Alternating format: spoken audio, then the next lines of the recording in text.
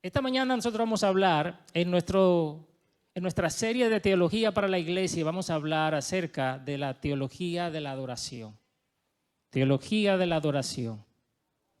Y yo quiero hacer un pequeño examen antes de. Usted va a seleccionar la opción correcta. 1. ¿Cuál es el propósito principal de Dios para los creyentes? Oiga la pregunta, el propósito principal de Dios para los creyentes. A, predicar el evangelio, o sea, la gran comisión. B, multiplicarse, llenar la tierra y sojuzgarla. C, adorar a Dios. D, vivir como sal y luz en el mundo. La C. Adorar a Dios. ¿Quién no está de acuerdo? Predicar el evangelio. La D, vivir como sal y luz en el mundo. Todas. Acuérdense que yo dije propósito principal. Muy bien, voy a pasar a la segunda. ¿Cuál es la razón última? Esas son las palabras clave con los exámenes. Acuérdense de eso. Hay varias correctas, pero la más correcta. La razón última por la que Dios ideó el plan de salvación. A, para que muchos seres humanos sean salvos. B, que Dios reciba toda la gloria y la adoración. C, derrotar al enemigo, la serpiente. Y D, para darse a conocer a sus criaturas. La pregunta es, ¿cuál es la razón última? Dice aquí B.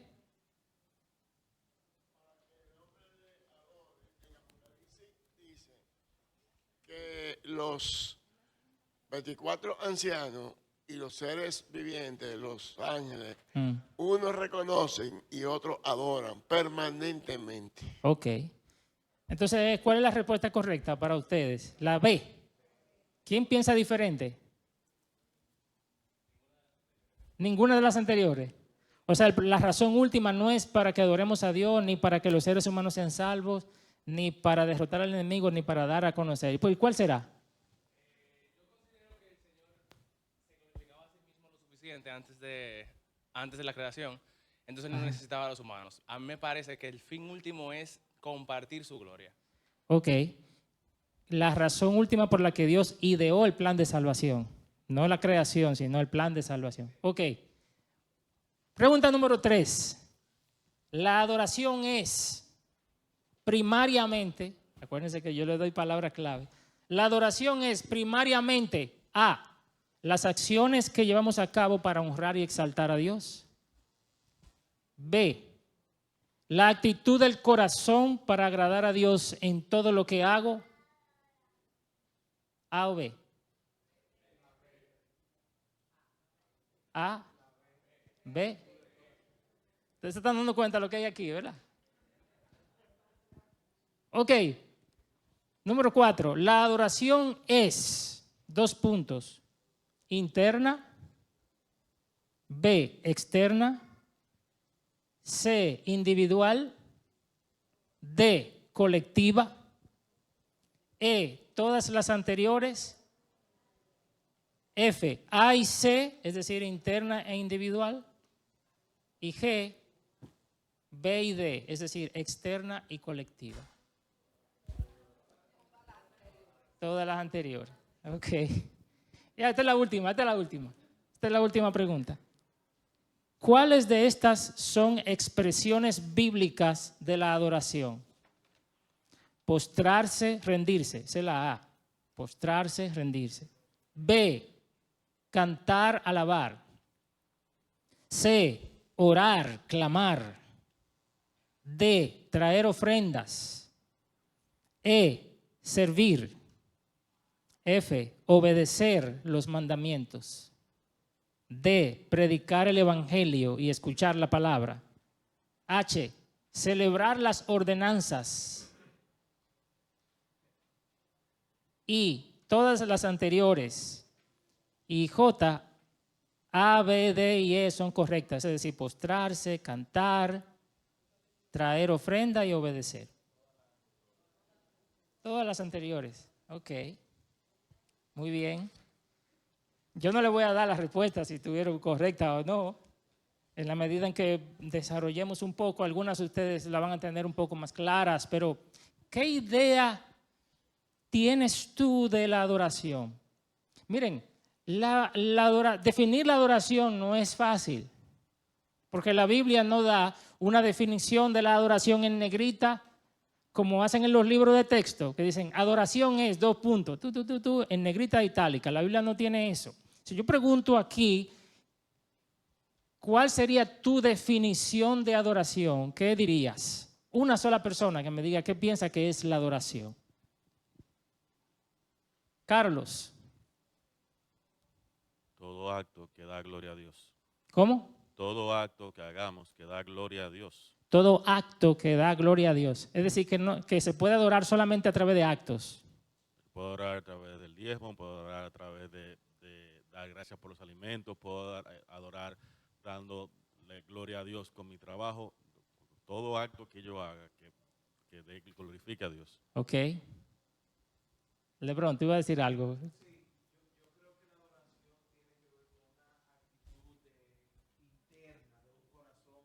De un corazón que quiere agradar a Dios en todo Una lo que hace. actitud interna. Correcto.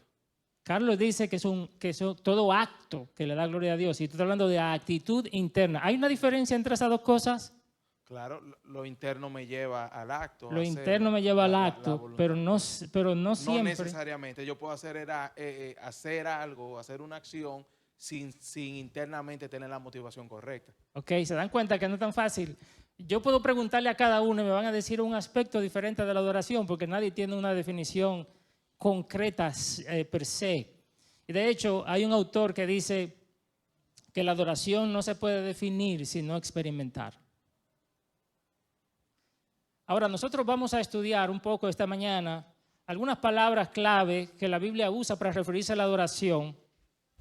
Y yo se las puse en sus notas desde el Antiguo Testamento y el Nuevo Testamento. Esas son las palabras clave que la Biblia normalmente usa para referirse a adorar a Dios, a darle reverencia a Dios. La primera de ellas es el hebreo karab, que significa traer ofrendas. Y usted ve eso en el libro de Levítico una y otra vez. Yo solo puse una cita, pero hay muchas citas. Traer ofrendas al Señor. La otra es una palabra que a veces se escribe diferente. A veces se escribe shahá, pero en este caso, jawá es la misma palabra, postrarse en reverencia, postrarse en reverencia. Y es la principal palabra que se traduce en el Antiguo Testamento como adorar. Adorar es sinónimo de postrarse, doblarse de rodilla o tirarse al piso, bajarse, postrarse uno mismo, Éxodo 4:31, y al oír que el Señor había visitado a los hijos de Israel y había visto su aflicción, dice, se postraron y adoraron. Esa es la idea. Otra palabra que se usa mucho es la palabra halal, de donde viene nuestra palabra aleluya. Halal ya, o adorar a Dios, o alabar a Dios implica alabar, gritar de júbilo. Y otra palabra que se usa en el Antiguo Testamento es la palabra abad, que quiere decir servir. Entonces, ¿qué estamos mirando aquí? Postrarse, por un lado, hacer reverencia, traer ofrendas, alabar, servir, adorar, honrar. El Nuevo Testamento tiene algunas palabras que son equivalentes también y otras que no son necesariamente equivalentes al Antiguo Testamento. Está la palabra proskuneo, que significa inclinarse hacia alguien, postrarse. Es cuando Cristo le dice, por ejemplo, a la mujer samaritana que los verdaderos adoradores adorarán. Esa es la palabra postrarse, proskuneo. Es doblarse al piso, bajarse uno mismo. Es la misma palabra jawá en el hebreo. Otra palabra es la palabra camto, doblar la rodilla, que es cuando Filipenses 2:10 dice que toda rodilla se doblará. Esa es la palabra ahí. Otra palabra es doxazo, que significa glorificar, dar gloria, exaltar a alguien por su estatus, ¿verdad? Como por ejemplo Cristo en Juan 13, Cuando le habla al Padre de Padre, glorifícame, yo te he glorificado. Esa es la palabra que se usa ahí. O el Espíritu Santo, Él me glorificará. Esa es.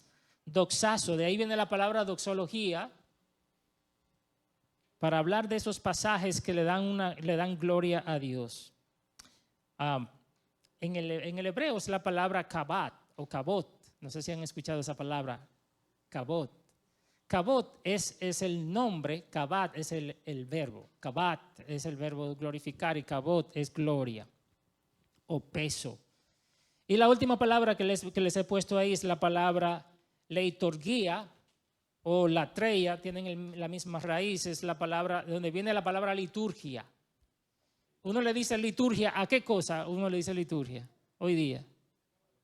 Al orden pero no es en el griego la palabra liturgia no se refiere al orden, sino al culto en sí. A lo que se ofrece a Dios, significa servicio, ministerio, culto a Dios.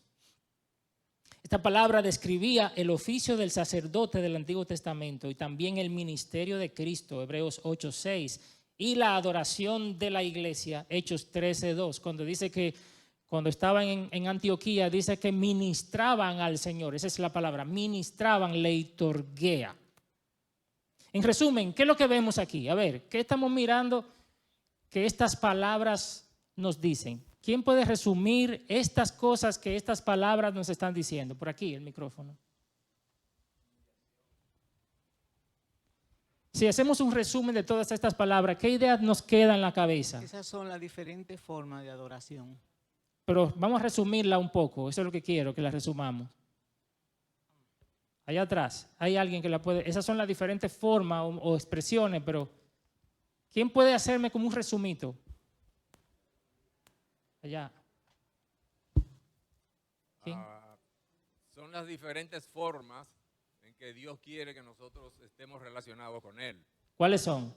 Toda esa que usted ha dicho, de inclinarlo. Adorar es... Adorar para mí es, yo me voy a una definición que oí del pastor MacArthur, que es un desbordamiento de un corazón donde mora el Espíritu Santo en todos los aspectos de su vida. Pero si usted se da cuenta, esa definición hace justicia a un aspecto, pero no hace justicia a todos los aspectos. Un desbordamiento de cómo y de qué.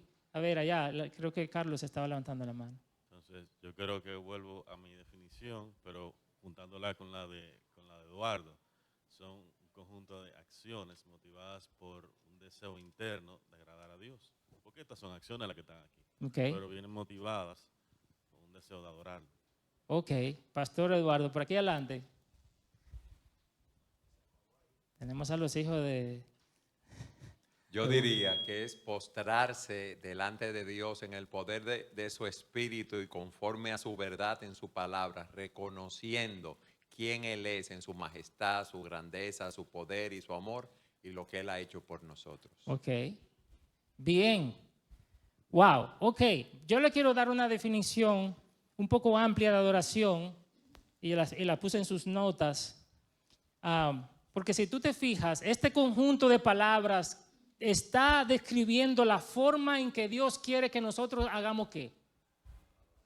En que nosotros nos relacionemos con Él. No usemos la palabra adoración porque la estamos definiendo dentro de la definición. Es como ese conjunto de cosas, actitudes, acciones que Dios quiere que moldeen nuestra manera de relacionarnos con Él. Porque la adoración, ¿hacia quién va dirigida? Hacia Dios. Es una manera de relacionarnos con Él. Entonces yo puse esta definición. Pudiéramos definir adoración como el conjunto de actitudes internas, pensamientos, palabras y acciones, ahí como que lo cubre todo, que Dios quiere que manifestemos en nuestra relación con Él porque Él es digno. Ese fue mi mejor intento, porque es muy amplio. Así que la adoración es lo que debe caracterizar nuestra relación con Dios. Y aquí yo te quiero hacer una pregunta. ¿Cómo es tu relación con Dios? ¿Es casual? ¿Es una relación fría? ¿Es quizás una relación trivial? ¿Cómo tratamos a Dios? Ah, sí, Dios está ahí. Hermano, si se pasa una semana completa y Dios no ha ocupado un lugar central en tu vida, la pregunta es, ¿ha habido adoración? Si en tus pensamientos no está Él, si en tus palabras no está Él, si en tus anhelos no está Él, principalmente cada día, ¿ha habido adoración? La adoración no es un asunto solo de venir al servicio. La adoración caracteriza nuestra relación con Dios. Si Dios fuera a ponerle cualidades a tu relación con Él, ¿cuáles serían? ¿Cuáles serían esas cualidades? No tienes que decirlo, pero de eso se trata. ¿Cómo nosotros nos relacionamos con Él? ¿Cuál es el propósito? ¿Cuál ha sido siempre el deseo de Dios? José, ¿verdad? O tú mismo. Juan José dijo hace un momento que Dios quiere tener comunión con el hombre, o sea, estar o compartir con el ser humano. Dios ha mostrado desde el principio su propósito de tener comunión, de tener una relación con el ser humano, pero esa relación no es una relación de iguales. Esa es la diferencia. No es una relación de iguales. Dios sabe que Él es Dios. Ok, yo le voy a decir una cosa. ¿La adoración de quién busca a Dios? No, Dios es muy humilde, Él no busca su adoración. ¿Eso es correcto? Decir que Dios es tan humilde que Él no busca ser adorado. ¿La adoración de quién busca a Dios? No, ¿quién Dios quiere que sea exaltado? Esa es la pregunta. ¿Quién Dios quiere que nosotros alabemos? ¿A quién? Ok. Entonces, Dios, la relación que Dios quiere tener con el ser humano no es una relación de iguales. Somos amigos, tú y yo, ¿cómo tú estás? Bien, ¿estás pasando por aquí? Qué chévere. No, esa no es la relación que Él quiere tener. Es una relación correcta. Porque si nosotros somos criaturas y Él es el creador, ¿cómo debería ser esa relación? Una adoración de respeto, de honra, de sumisión, ¿de qué más? Admiración, de reverencia, de temor, pero al mismo tiempo de amor, porque ¿qué Él es? Mi Padre, pero Él es mi Dios. Él es mi Señor. Él no es solamente tu amigo. Hay gente que trata a Dios como que son amigos, pana full. Ah, no, yo le hablo a Él y le digo todas sus cosas. Yo le digo a Él lo que tengo que decirle. Yo le digo a Dios lo que tengo que decirle. Me parece que esa es una manera irreverente de acercarse a Dios. Eso no quiere decir que no tengamos confianza. Entramos a Él con confianza, pero no somos confianzudos con Dios, porque Él está a otro nivel. Miren, por ejemplo, yo les puse en sus notas los diferentes espacios de adoración que Dios ha elegido para comunicarse con nosotros. ¿Qué es lo que dijimos? Que Dios quiere tener comunión, que Dios quiere habitar en medio de su pueblo, ser nuestro Dios y nosotros su pueblo. Dios ha escogido a través de toda la historia de la creación lugares donde Él se encuentra con el hombre. ¿Cuál fue el primer lugar de adoración en todo el planeta? El Edén. Ahora, describe la Biblia a Adán y a Eva cantando coritos, tocando instrumentos y diciéndole a los animales, vamos animales, levanten su mano, vamos a alabar a Dios. ¿Cómo era o cómo lucía la adoración en el huerto del Edén? Porque no había canciones, no había quizás lectura de la palabra ni nada de eso. ¿Cómo lucía la adoración? Aquí. Yo entiendo que la adoración... Adrián, sí, yo entiendo que la adoración se reflejaba en el hombre cumpliendo todos los mandatos que Dios le mandó que hicieran y haciendo su trabajo. Obediencia. Se manifestaba con el hombre haciendo lo que Dios le dijo que hiciera. ¿A qué Dios lo puso? A cultivar el huerto, pero también a gobernar toda la tierra y toda la creación. El hombre adoraba a Dios en una relación de sumisión. Siempre debe ser así. Ahora, el hombre y Dios tenían una relación personal. ¿Qué dice Génesis 3 que Dios hacía en las tardes? Que Él se paseaba. ¿Qué usted cree que pasaba antes del pecado? Eso debía ser tan lindo. Dios teniendo comunión con sus hijos, paseándose entre ellos, hablando con ellos y ellos adorándole y viéndole y sirviéndole. El segundo lugar que la Biblia nos presenta, después que el pecado entró y el hombre fue echado de ese lugar de adoración. ¿Cuál fue el siguiente lugar de adoración en el tiempo de los patriarcas? Los altares. Los altares. En el tiempo de los patriarcas, ellos sacrificaban un animal. Dios les hablaba a ellos a través de visiones, les hablaba a través de sueños, les hablaba incluso de manera audible, como le habló a Abraham, se le presentó en visión a Isaac y a Jacob, etc. ¿Cómo respondían ellos a la manifestación de Dios? Si usted se acuerda, en el libro de Génesis, si usted le cae atrás a Abraham, cada vez que Dios se le manifestaba a Abraham, ¿qué hacía Abraham? Hacía un altar. ¿Cómo era entonces la adoración en ese momento, la relación de Dios, del hombre hacia Dios? ¿En qué consistía, José? La relación se daba, Dios tomaba la iniciativa, se levantaba el altar y se sacrificaba un animal para que por medio del sacrificio se adorara a Dios. Era un reconocimiento del hombre de ese tiempo, en el caso de Abraham, que no podía existir una relación directa entre Dios y el hombre. Alguien tenía que morir. Era ya la proclamación por parte de Abraham de la promesa de un Salvador, en la cual él creyó desde que fue llamado, porque dice la Biblia que él creyó y le fue contado por justicia. Exactamente. Y dice que cuando Abraham hacía ese altar, él dice, e invocaba el nombre del Señor. Entonces, el tercer lugar que Dios escoge ya en el Éxodo, ¿cuál fue? Acuérdense que ¿qué es lo que Dios quiere hacer? Habitar entre nosotros, ser nuestro Dios y nosotros su pueblo. Tercer lugar que Dios escoge, instruye a Moisés para que construya una tienda movible en el desierto, en el Éxodo. Y Dios ordenó que, ¿cómo fue entonces? Esa es la pregunta para ustedes. ¿Cómo fue o cómo era la adoración? ¿Cómo lucía en el tabernáculo? ¿De qué estaba compuesta? ¿Cómo se relacionaba el hombre hacia Dios en aquel momento? Aquí, doña Patricia, venga por acá. Bueno, en el tabernáculo, había un mediador que era Moisés.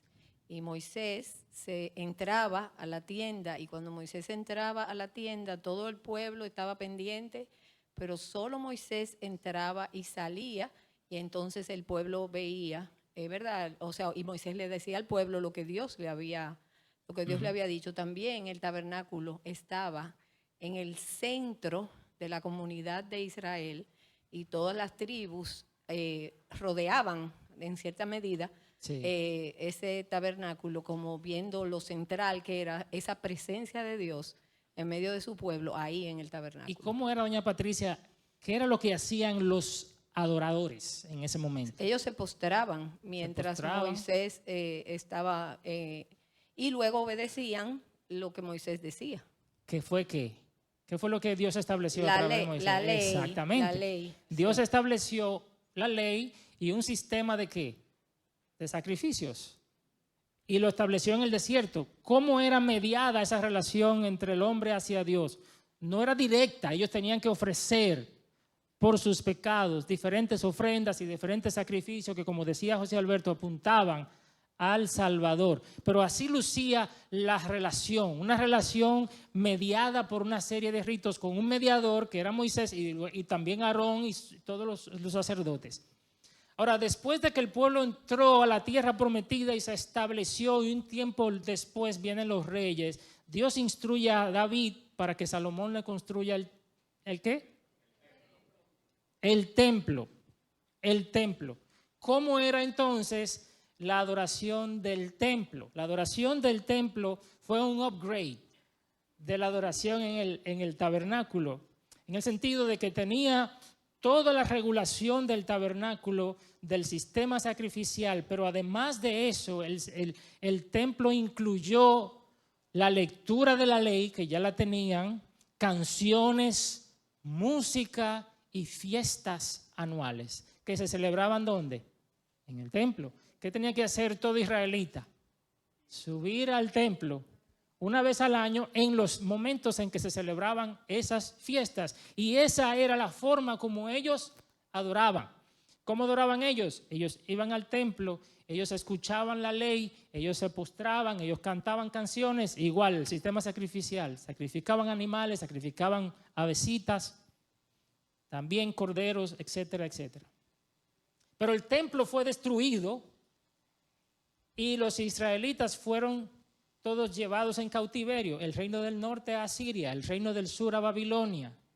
Y entonces, ¿cómo comenzaron a adorar? ¿Dónde entonces comenzaron a adorar? ¿Cuál era el lugar de la adoración? La sinagoga. ¿Pero qué se hacía en la sinagoga? Ahora, ¿cómo lucía la adoración en la sinagoga? Enseñanza. La sinagoga no se comparaba con lo que fue el templo. Jamás. Fue lo que tuvieron que hacer como consecuencia de su pecado. O sea, se desviaron tanto de Dios y se fueron tras otros dioses que Dios decide juzgarlos, llevándolos al cautiverio, quitándoles el lugar de adoración y de manera misericordiosa le provee las sinagogas, pero las sinagogas, más que un lugar de exaltación y de adoración, era un lugar de enseñanza donde se leían los textos sagrados y se exponían los textos sagrados. Incluso Jesús llegó a enseñar a nivel de sinagoga los sábados y se reunían los sábados básicamente a estudiar los textos. Y no solamente eso, esa era la enseñanza, esa era la actividad central, pero también en la sinagoga se oraba y también en la sinagoga se cantaba. Pero el acto de adoración principal en la sinagoga era el escuchar la ley de Dios explicada, expuesta allí. Eso era principalmente lo que ellos hacían. ¿Acá?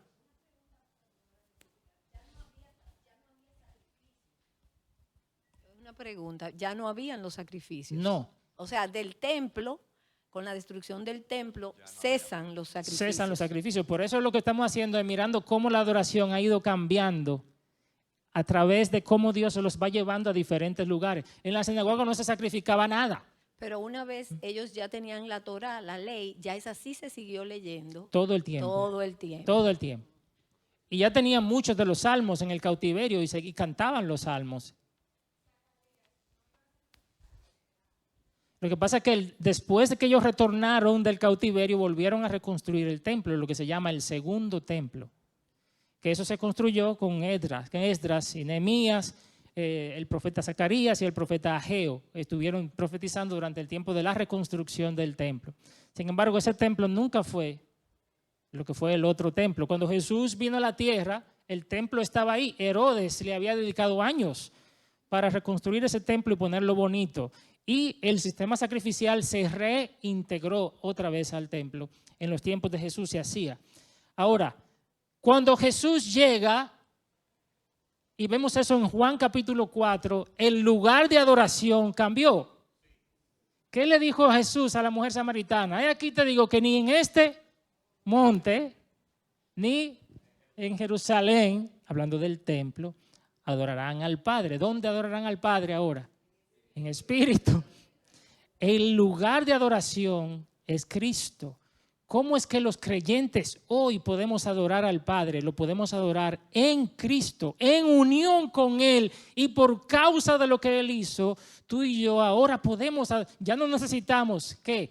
Levantar un altar, ya no necesitamos ¿qué? Sacrificar un cordero, ni una vecilla, ni un conjunto de regulaciones del libro de Levítico y el libro de Número y Deuteronomio. Tampoco necesitamos andar con una tienda de campaña al hombro. Tampoco necesitamos un templo físico, ni un conjunto de sacerdotes, ni ordenanzas, ni ofrendas, porque Cristo lo hizo todo. ¿Cuánto tan alegre por eso? Hermanos, y en Él es el templo de Dios. ¿Qué dijo Él? Destruid este templo. ¿Y en cuántos días? En 3 días yo lo levantaré. Ahora, la adoración cristiana es una adoración cristocéntrica. Por eso ustedes ven que cuando nosotros cantamos, muchas de las canciones, quizá la mayoría, hablan del Evangelio. Porque nosotros ya no estamos en el antiguo pacto, sino que por la gracia del Señor adoramos en una persona. Y ahora, al final de los tiempos, ¿dónde se moverá la adoración? En la Jerusalén celestial. ¿Cómo será la adoración allí? Alguien que me diga, según lo que ha visto en las Escrituras. Fíjense que aquí estamos hablando de que la adoración es la forma como luce mi relación hacia Dios.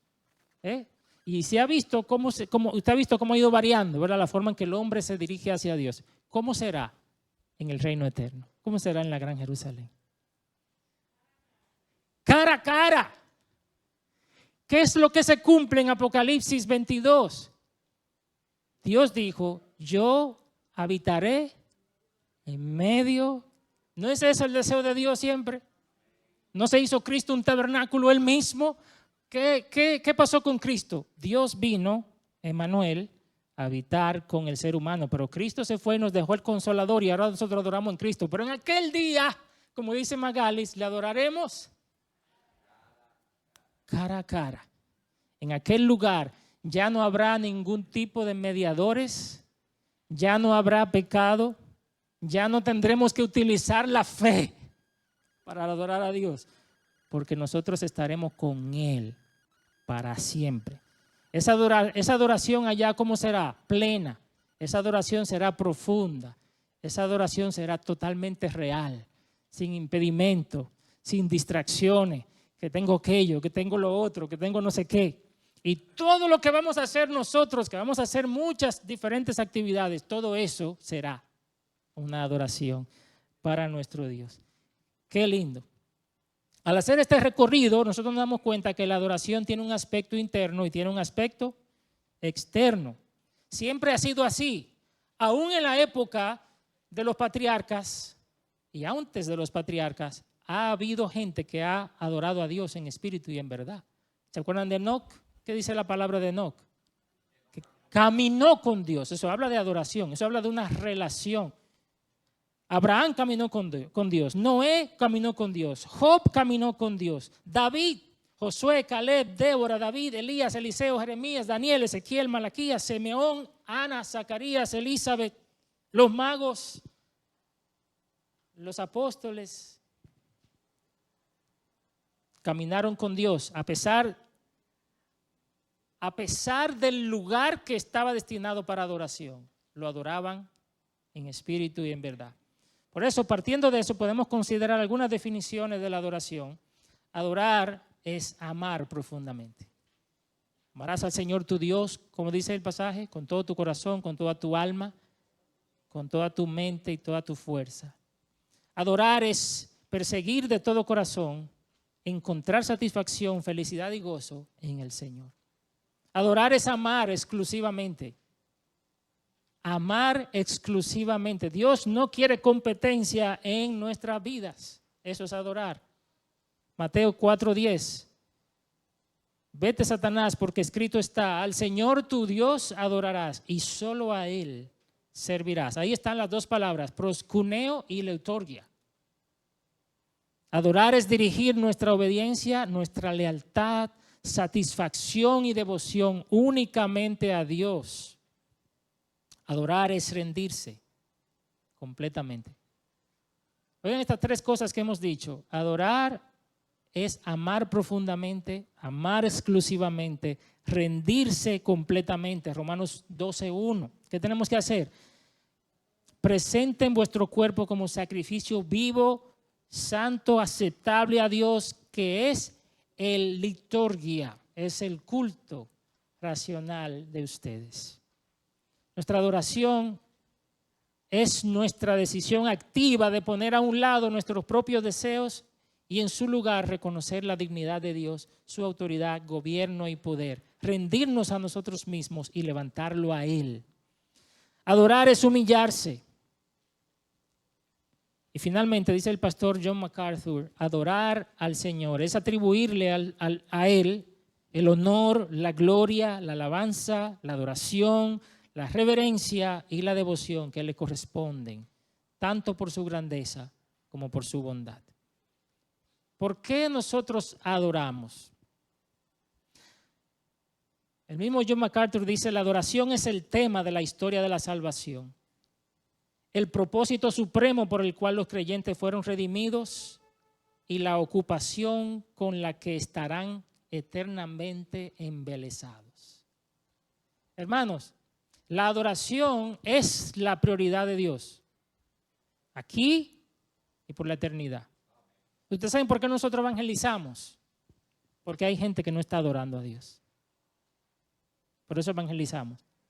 El punto aquí central, el punto central no es que no sea importante, el punto central no es que las almas se están perdiendo, es que Dios no está siendo adorado.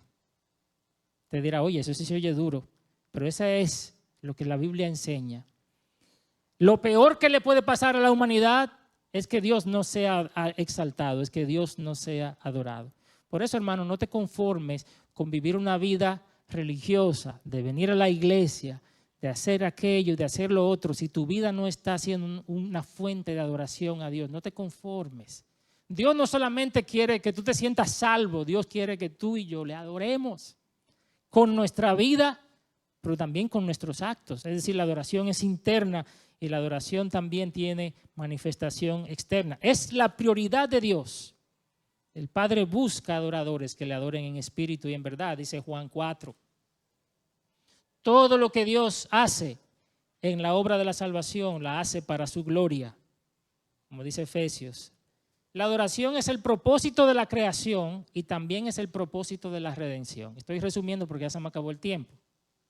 Oiga bien lo que acabo de decir. La adoración es el propósito de la creación. Todo lo que Dios lo hizo por medio de Él y para Él. Y todas las cosas son de Él. Romanos 11:36. A Él sea la gloria. Todas las cosas fueron creadas por Él, los cielos y la tierra, visibles e invisibles. Apocalipsis 4:11. Digno eres, Señor, de recibir la gloria y el honor porque tú creaste todas las cosas. La creación se hizo para la gloria de Él. Y todo tiene su propósito central en mostrar las excelencias de Él. Pero la redención, que es una segunda creación, también fue hecha por el propósito de adorarle a Él. Dios le dijo a Faraón, deja salir a mi pueblo para que me sirva. El pueblo de Israel fue creado para servir a Dios y la salvación fue ideada por Dios para la alabanza de la gloria de su gracia.